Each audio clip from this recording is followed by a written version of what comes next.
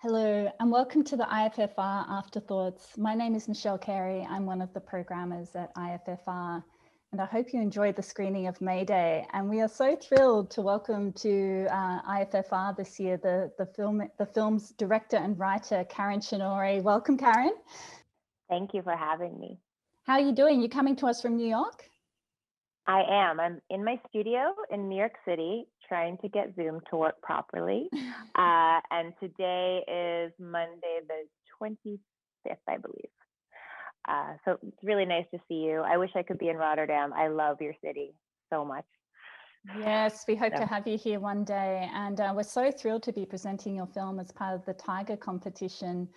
And I wanted to ask you, I mean, there's so many things to ask about, but maybe rather than starting with the story, which is often sort of a place we start with, I wanted to ask you a bit about your aesthetic sensibility. There's something a little bit old worldly about it, which I really, really love. And even in your shorts, there are many references to this sort of World War II era, mid-century aesthetic all through them, and you really take care with that look. What is it exactly about this era that you keep coming back to? You mean the turn of the century, sort of? No, I mean, there's sort of like a post-World War II sort of nostalgic aesthetic in a lot of also your short works, I've noticed, sort of 1950s, 1960s. It's not there in this film explicitly because I don't think your I know films what you mean. I know what you mean. I never thought about it as nostalgic or putting it in a specific period. I guess that's a good question. I guess my work, I like working 1% away from reality. I find that to be the most interesting space to think in, make work in. And I guess that does bring me into a confluence of different times, maybe eras. I never try and pinpoint an era or a technique or anything like that. But yeah, I think because I don't make very realistic films, they probably tend to have other influences that are like other than right now. And I've always been very interested in camera effects, and a lot of my work uses, like, this blackboard behind me is actually stars. It's a starry sky that I made with, a pin. And I've always really liked doing things in a handmade way. And first out of necessity, because that was the way to make otherworldly films, is to sort of make everything. But then I just came to really enjoy that process. So I've always come back to that, I guess, without really thinking about it. Fantastic. So this film it's sort of partly a war film, but also partly fairy tale, fable, or fantasy, perhaps. It's there's something obviously very magical and luminous and possibly feminine about it, which often we tend to put these two inclinations as diametrically opposed, but you sort of bring them together.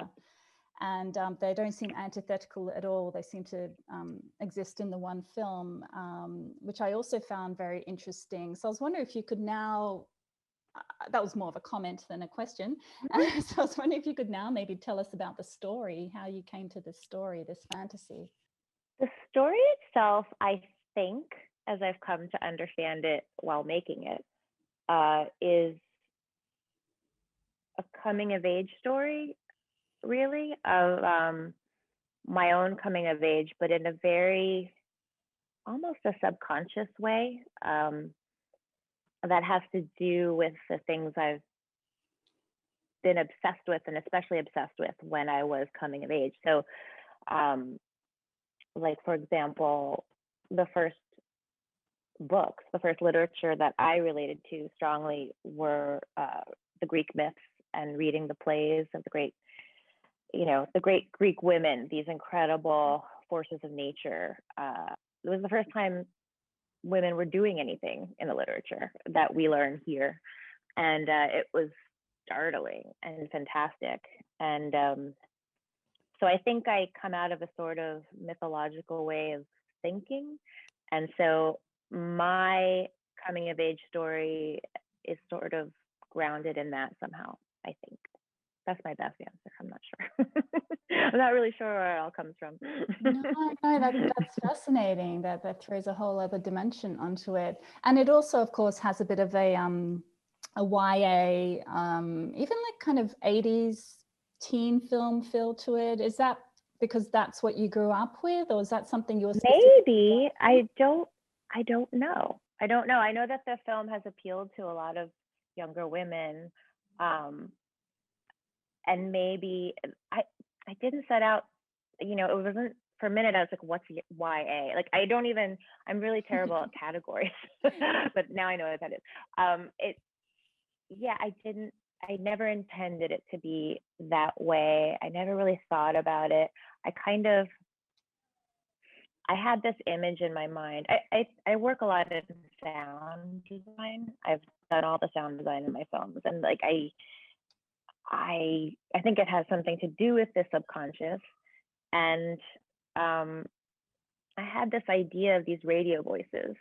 I love crackling static and voices. It's something I come back to a lot in my work. And I remember when I was researching my short film Plume, I learned that in World War II, women's voices were used to demoralize men, like Tokyo Rose and Axis Sally, and they did that on the radio. And I just remember thinking, that sounds like the siren myth, and that's so fascinating to me. So I think the kernel of the story probably came into my brain somehow when I learned that. You seem to have such a strength for creating worlds, like you're a real world maker in your shorts. What was it like to then sort of be faced with, this need to write a narrative, like a 90-minute narrative script? How was that process for you? It's the reason that it has to take place in another world, because the kinds of female characters I wanted to have, where would you put them? I don't know, and I didn't know anywhere to put them, so I had to create a place to put them. And I know I've been thinking a lot these past years about how all of our television, all of our Western civilization, it seems like, revolves around dead women or dying women or sick women. And then that gives the opportunity for the male characters around them to become heroes and to do all this stuff. I was just watching Tenet last night for the first time, and I watched the first hour and I was like, oh, of course she's sick and dying, and so they can do all this story. But sorry, I didn't mean to give it away. But so I remember just thinking, I'll just start the characters off dead, and then we'll have somewhere to go. If that's how you want them, let's just do it. And then I felt free to write these women as really magnificent, complicated creatures, and I could understand how they would exist. So it started with the characters, and then the world building came after that because of that, I guess, if that makes sense. Yeah, great. Well, and speaking of the characters, of course, we must mention your amazing cast, particularly your four female leads, which it's just such a dream team to have on anyone's film, let alone when it's your first film. I was wondering if you could talk a little bit about the casting process. Did you have particular actors in mind while you were writing? Because all four of them seem to fit those characters so well. I didn't. I really just imagined them as a conglomeration of people I've met over my lifetime. I've known a Gert, I've known a B, I've known I've known versions of these women, and casting just began, as it always does, in a very typical way. A broad call out, and the actresses really announced themselves to me. It wasn't like a selection process. It was like they specifically connected to the part. They really specifically, and it was almost like they were finding me, and I not as just that I was finding them. And So I had some ideas of some actor. I'm interested in so many different actors, but I didn't have anything specific. And then it just started to click and it just started to build. And it was really each woman's it was really what they told me about what the film meant to them and how they saw the characters that made it very clear that we could find the film together. So it really became a partnership with them. And there seems to be such great rapport between them. Like there's a lot of frisson between them. What was it like on set? How was it filming? Set was incredible. I mean, Croatia is one of my favorite places on earth.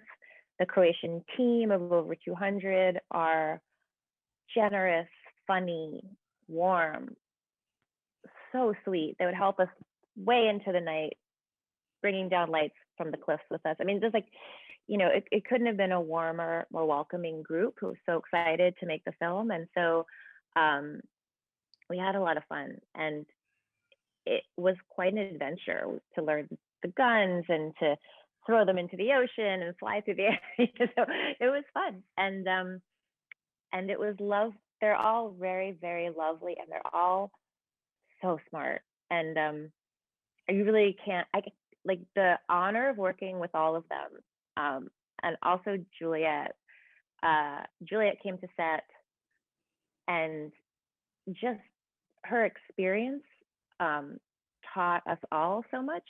And I remember she was standing waiting for her entrance, and she sort of looked at all of us because we had a lot of discomforts. Like we didn't have heat. We were always cold. Like we were always wet. We're always on a cliff, and we're all very cold and maybe getting a little grumpy. And she just looked at us and she said, "You know what we need to do? We need to go dancing tonight." So we we followed our leader, Juliet Lewis, and we took over a bar that night called the Zeppelin, and we danced all night. And she just sort of recognized that we needed to have a bit of fun, And so in that way, it was just such a charming group to be with. That's amazing. And yeah, why Croatia? Did you always envisage filming in Europe, or was it a funding requirement? I had been to Croatia with my partner, Sam Levy, our DP, years ago, to the Ulysses Theater, which is on an island right near where we shot. It's an incredible theater. It's an open air theater on an island. And Sam was shooting a documentary about a production of Medea on an island called Olni Gokak, which is a women's prison island. It was a women's prison island. So it was this like dreamy experience where I saw a play where literally the weather was being churned above it outside. And I love the people there. They have a very, very close relationship to war, which was fascinating and helpful. And my AD fought in the war, and everyone has a relationship to their war. And so making a film that referenced war in that kind of environment kept it grounded for me. And yeah, it was just clear so long ago that it was a magical place. And then when it was time to make the film, we wanted to sort of get out of town so it looked different and felt different to us. And it was a very natural fit to go check it out. We scouted, and it just seemed perfect. Any particular challenges, or like either while shooting or like literally with the terrain? I mean, that looked pretty intense. Yes, the terrain was very, very challenging. In Croatia, there are 30 different types of wind, which they have named. And the locations manager was always saying like, "Oh no, if Bora comes, we're fucked." Like, sorry, you can bleep me out. If Bora comes, we're in trouble. So I was always like, what are these winds? And like, but you could see the windswept trees, you knew that the winds would come. And the day after we shot out our submarine set outside, it was blown apart by a wind they call Jura. Jugo, I think. Yes, Jugo was the one that flattened our entire set. So I don't know how it happened that we got so lucky to finish. But we did, despite all of these crazy winds in Croatia. So yeah, it was very windy. Oh my gosh. Wow. Jugo. It is Jugo. Jugo. So watch out for Jugo Mm-hmm. if anyone travels there. It's very windy on those cliffs. Wow. And you mentioned Sam Levy, your DOP, who you have worked with a lot. And yeah, your crew's fantastic. I know you have worked with a lot of them before. I wanted to mention also the sound. I mean, the music is beautiful. We should mention the music by Colin Stetson. But I loved your use of sound. The film is not in any way overscored. Like, you allow silences in there. And yeah, I wanted to ask sort of how you conceived of the sound design. The sound design almost preceded the making of the film. It is a film about sound. It's a film about radio voices, and it very much is a film about that subconscious world. To me, is like the opposite of the image. It's about sound. It's like the darker realm. It's the darker side of the film strip. You know, it's very mysterious and wonderful for me. So I actually crafted a lot of the sound with my editor, Nick Ramirez, and he really understood that I needed to really get particular early. And we have this dumb tradition in America that I need to change, which is that you bring in, Rui Garcia came in late, our sound designer, who's brilliant, but like to bring him in later, it's a vestige of the old system. And it would have been really lovely to have him in even earlier, because, you know, he had so many fantastic ideas, and I don't know, it was just, as a group, we focus on sound quite a bit. I worked very closely with the score and a music editor to make sure there was enough silence to let the film sort of shine through. And because I wanted the moments of music, like Caroline Shaw's voice work, to really shine, you can't have just a wall of sound, you know, you have to modulate it. So it was really part of the enterprise from the beginning. I've never thought of the score as something you add on at the end, or a sound as you add it on at the end. It's like, it's almost, you just start with it just as you do the image. So yeah, that piece is incredible. It's so great you use that in the credits as well. So you're launching your film at the beginning of 2021. You world premiered in Sundance. Congratulations. And we're so thrilled. Thank you. It hasn't happened quite yet. Oh, by the time this goes on, it's all very confusing. So how does it feel to be launching your feature debut? I mean, in such a big way, but also, I guess, under COVID conditions. I mean, is there hope it's going to get out to cinemas? And yes, I feel very lucky to have finished the film at all. So I am thrilled about that. And yes, I'm really happy to be able to be in these festivals, and I'm so proud of all the festivals for really making it work. It's interesting, a lot more people will see the movie. Of course, I want it projected. It was made to be projected. It's the best way to see it. But the silver lining is that it's showing all over America in this weird way that would never have happened. So that's a plus. And yes, I'm really hoping that next year we can all get back into theaters for many reasons, including to show this film. Sure. No, I trust the film's going to have a really exciting festival and onwards life. So thank you so much for talking to us. And we hope to Thank you for having me. We hope to see you in Rotterdam, hopefully with your next film. I will definitely come to Rotterdam. I love it. No bad winds there. I think there are only maybe 2 or 3 types of winds. They'll be fine. No, and they're very cinematic, these winds. So I'm not complaining about them. Yeah. So yeah, once again, thank you. And thank you to you at home for watching. And we hope you enjoy the rest of your IFFR. So thank you, Karen, and we'll see you again. Thank you, Michelle.